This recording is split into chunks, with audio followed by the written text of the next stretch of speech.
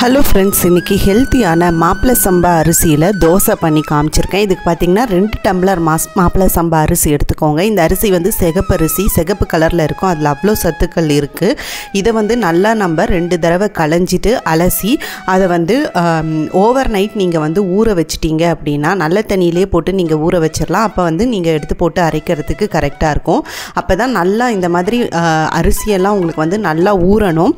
அப்போ தான் வந்து நல்லாயிருக்கும், அரைச்சி சாஃப்டாக வரும். இப்போ நீங்கள் வடிக்கிறதுனாலும் அதை வந்து நைட்டு ஊற வச்சு அடுத்த நாள் காலையில் வடிக்கணும். இப்போ பார்த்தீங்கன்னா 1/2 டம்ளர் அளவுக்கு நான் வந்து தோல் உளுந்து எடுத்திருக்கேன். அதையும் நல்லா நான் வந்து ஒரு 2 தடவை அலசிட்டு இதையுமே ஊற வச்சுருக்கேன்.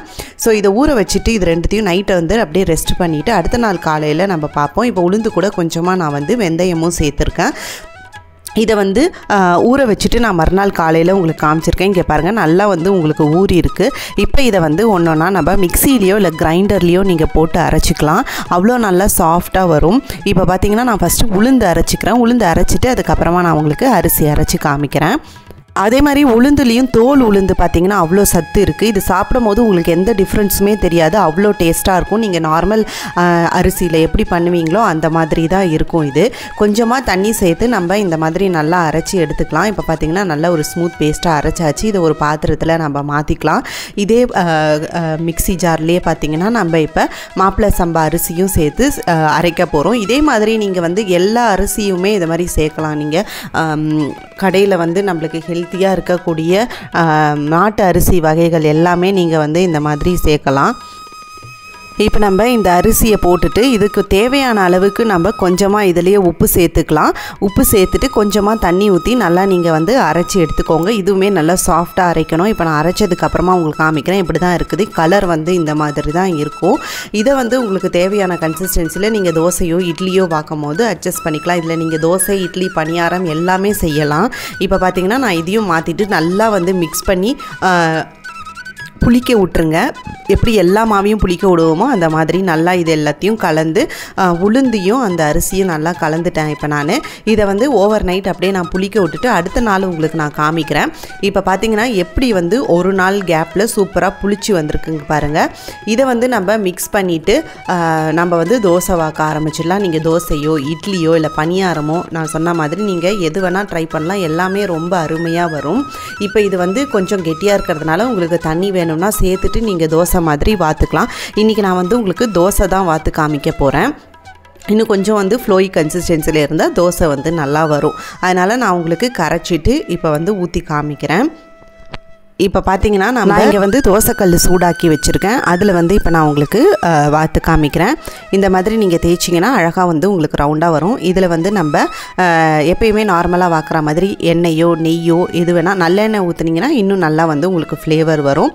இப்போ நான் வந்து திருப்பி போட்டு காமிக்கிறேன். நல்லா சூப்பராகவே உங்களுக்கு வந்து வரும். நல்லா மெலிசாவும் கிறிஸ்பியாகவும் கூட இருக்கும் இந்த தோசை. கண்டிப்பாக ட்ரை பண்ணி பாருங்கள் உங்கள் வீட்டில். ரொம்ப ஹெல்த்தியானது கூட. வாரத்தில் ஒரு 2 நாள் 3 நாள் நீங்கள் வந்து இதை சாப்பிடலாம். நீங்கள் கஞ்சியாவோ இதை வர எடுத்துறது பதிலாக நீங்கள் தோசையாக இந்த மாதிரி ஊற்றி சாப்பிட்டிங்கன்னா உடம்புக்கு வந்து ரொம்ப நல்லது. இப்போ நான் இதுக்கு தொட்டுக்க பார்த்தீங்கன்னா தக்காளி சட்னி ரெடி பண்ணியிருக்கேன். இதுக்கு நீங்கள் கார சட்னி, தக்காளி சட்னி, கருவேப்பிலை சட்னி இதை மாதிரி எல்லா சட்னியுமே நீங்கள் வந்து சேர்த்துக்கலாம், ஹெல்த்தியானதாக. இப்போ பார்த்தீங்கன்னா நம்ம தோசையை சர்வ் பண்ணிடலாம். அடுத்தது தக்காளி சட்னி, அதாவது தக்காளி தொக்கு எப்படி ரெடி பண்ணணும் அப்படின்னு சொல்லிட்டு காமிச்சிருக்கேன். அதுக்கு வந்து ஃபஸ்ட்டு நம்ம தக்காளியை மட்டும் பொடி பொடியாக நறுக்கிக்கலாம். இப்போ வந்து ஒரு வாணலி வச்சு அந்த வாணலியில் தேவையான அளவுக்கு நான் வந்து நல்லெண்ணெய் சேர்த்துக்கிறேன். நல்லெண்ணெய் சேர்த்து நீங்கள் பண்ணும் போது தான் வயிற்றுக்கு எந்த பாதிப்பும் வராது, வயிற்று வலி அந்த மாதிரிலாமும் இருக்காது. நல்லெண்ணெய் வந்து உடம்புக்கு ரொம்ப குளிர்ச்சியானது. அதனால் நல்லெண்ணெய் கொஞ்சம் தாராளமாக சேர்த்துட்டு நான் வந்து கடுகு போட்டு நல்லா பொரிஞ்சதுக்கு அப்புறமா நான் வந்து இப்போ பெருங்காயமும் நல்லா இதுக்கு வாசனை தரதே வெறும் பெருங்காயம் தான். அதனால் பெருங்காயமும் சேர்த்துட்டு தக்காளியும் சேர்த்துக்கிறேன். தக்காளி, கருவேப்பிலை இந்த ஸ்டேஜில் நீங்கள் வேணும்னா பூண்டியும் சேர்த்துக்கலாம். அது சேர்த்து பண்ணும் போதும் நல்லா வதங்கி வாசனையாக வரும். இப்போ தக்காளியும் சேர்த்துட்டு நல்லா வந்து நம்ம உப்பு போட்டு அதை வேக வச்சு எடுத்துக்கலாம். நல்லா அது மேஷ் ஆகிற அளவுக்கு வேகணும். நல்லா அது வந்து பார்த்திங்கன்னா உங்களுக்கு வந்து நல்லா வதங்கி வரணும், பச்சை வாசனையெல்லாம் போய். இப்போ பார்த்திங்கன்னா இந்த மாதிரி கன்சிஸ்டன்சி வந்ததுக்கப்புறம் இதில் காஷ்மீரி சில்லி தூளும் கட்டை மிளகா பொடி உங்கள் காரத்துக்கு ஏற்ற மாதிரி நீங்கள் வந்து சேர்த்துக்கலாம்.